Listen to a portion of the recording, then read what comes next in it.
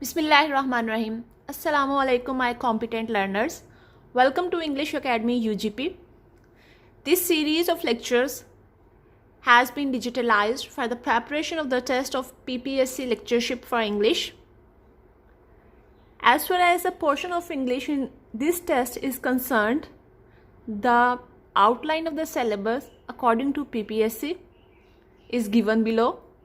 This outline includes the history of English literature, synonyms, antonyms, different genres of English literature, literary terms, and linguistics. So, first of all, we have a glance over the outline of history of English literature. This outline includes the medieval age, the Renaissance age or the Tudor age, the Puritan age or the Stuart age, the Restoration age, the 18th century or the Augustan age, New Classical age or the Pseudo-Classical age, the Romantic age, the Victorian age, the 20th century or the Modern age, and the last one, the Post-Modern age. Before proceeding to watch that video, kindly like that video, subscribe that channel, and press the bell icon button for the notifications so you can have an easy access of every updated video. First of all, in this lecture, we will discuss the medieval age. The medieval age has two ages in itself. First one age is the Anglo-Saxon age and the second one age is the Anglo-Norman age. Anglo-Saxon age is also called Old English age, which starts from 410 and ends at 1066. Every age has two aspects of its background. First aspect is the political aspect and the second aspect is the literary aspect. So, firstly, political background will be discussed. When we talk about the political background of the Anglo-Saxon age, it stretches over 600 years. And Roman conquered Britain in 1st century and they reigned over Britain till the 3rd century. So before the Roman conquest of Britain, inhabitants of Britain were Celts, and these Celts were divided in different warring tribes. One thing which I want to say, that all the new terminologies have been explained in that corner to facilitate you. So you can get the explanation of all the new terminologies from here. Romans who conquered Britain in 1st century and they reigned till 3rd century because they were unable to control such a vast dominion. After the withdrawal of Roman troops, Britain was attacked and conquered by Angles and Saxons in 6th century. Now the question arises, who were the Angles and Saxons? Angles and Saxons belong to Scandinavian countries and northern Germany, and they reigned over Britain till 9th century. During their reign, there were constant wars between different small kingdoms because Britain was divided in different kingdoms.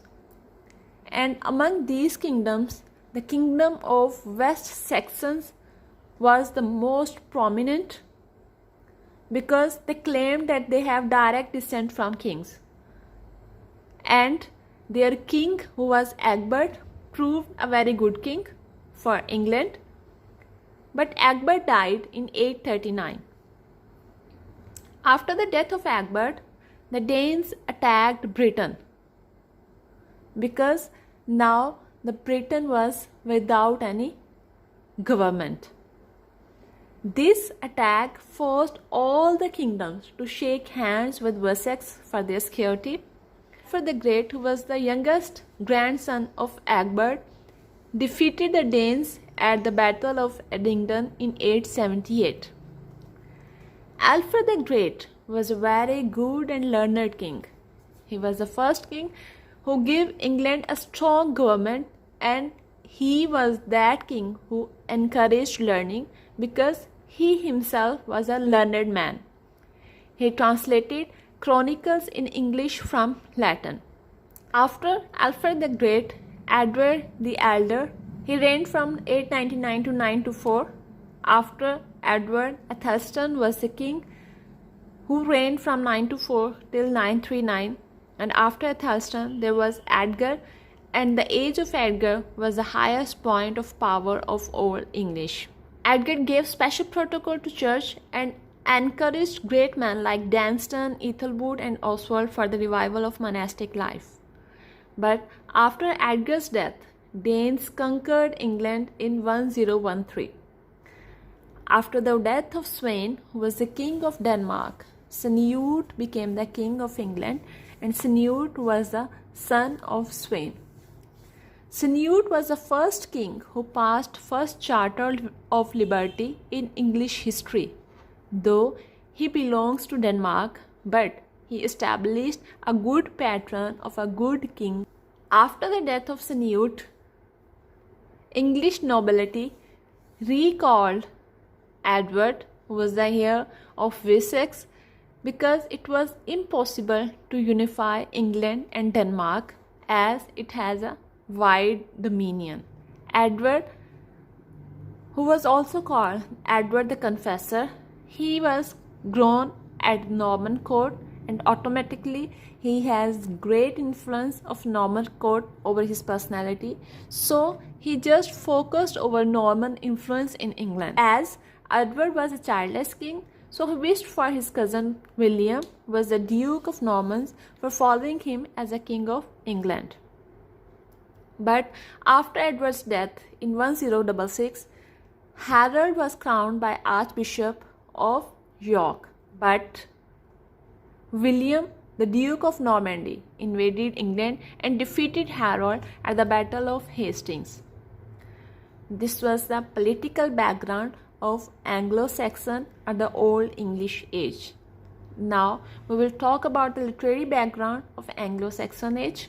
As far as the literary background of Anglo-Saxon Age is concerned, the most prominent genre of literature was poetry in that age, and in poetry there were 5 principles which were followed by the people of that age, and these 5 principles include love for personal freedom, love for nature, love for religion, love for women, and love for glory.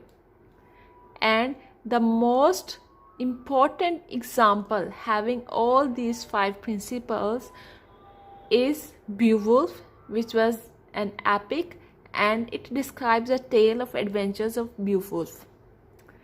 Caedmon and Cynewulf were the religious poets, while in prose, Alfaric was a priest. He was a prose writer. He wrote sermons in sort of poetic prose. So this was the literary background of Anglo-Saxon Age. Hopefully you have got it. If you have any question, you can put that questions in comments. With this, I end my today's lecture. Keep smile and be versatile. Stay blessed, stay connected, and stay updated. Allah Hafiz.